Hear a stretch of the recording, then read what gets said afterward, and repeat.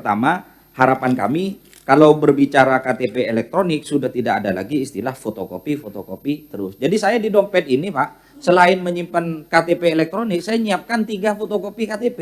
Saking capeknya setiap ini diminta fotokopi gitu kan.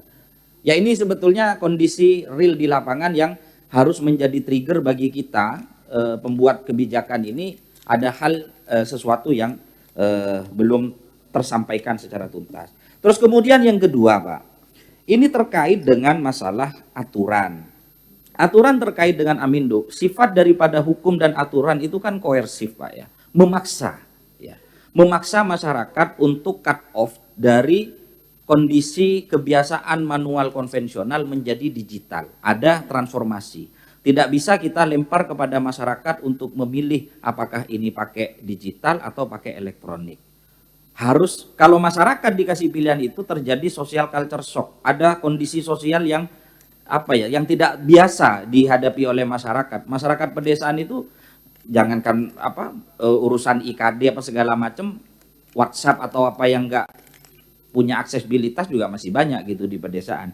Hemat kami itu masuk juga dalam item timeline. Terus kemudian yang selanjutnya terkait dengan pungli pengurusan adminduk, sampai sekarang itu masih terjadi Pak di daerah. Saya tidak menyalahkan aparat sipilnya Pak, tapi kondisi sistem kita yang memaksa.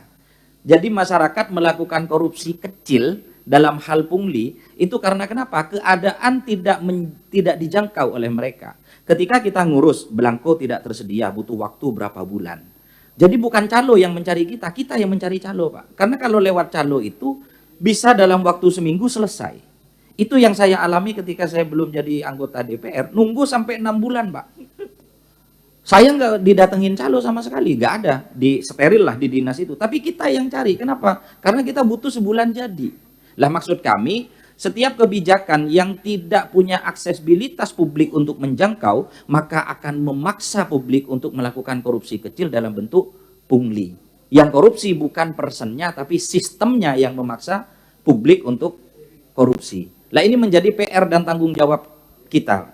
Terus kemudian selanjutnya siklus penganggaran itu sepakat tadi yang disampaikan Pak Dirjen terkait dengan PNBP itu sangat prinsip ya, terkait dengan pola penganggaran dan siklus anggaran, bagaimana PNBP masuk dan bagaimana PNBP itu dikeluarkan.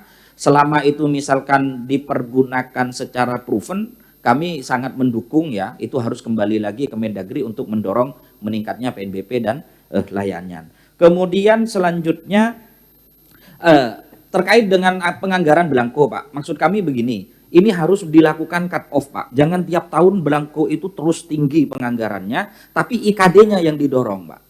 Ketika IKD-nya itu didorong, nanti aturannya jangan opsional, tapi instruksional.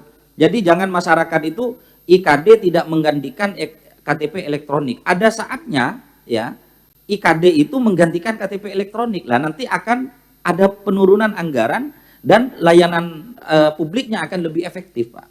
Kan prinsipnya sekarang ini kita kan efektif dan efisien Pak. Kalau ini masih polanya bisnis as usual seperti ini timelinenya Pak, 10-15 tahun ke depan sulit Pak. Di tengah kita masih menghadapi kebijakan efisiensi gitu. Karena belangko ini kan mahalnya minta ampun Pak. Satu belangko KTP segala macam kan. Kayak kemarin kita ngurus misalkan daerah kan, ya ada yang memang dibantu oleh Kemendagri, ada yang memang daerah yang menganggarkan sendiri. Kemarin kita mengadvokasi itu di Jember butuh berapa ribu, saya kontak Pak Dirjen, jadi minta hibah dari Kemendagri, tapi daerah transfer uang dulu, nanti Kemendagri baru ini kan, itu besar. Lah kalau pola ini yang diterapkan Pak, ini kan masih lama nanti Pak akan tuntas. Jadi maksud kami, ditekan penganggaran belangkonya sembari IKD-nya dipertegas. Mudah-mudahan dalam 1 tahun 2 tahun bisa tuntas 100% Pak.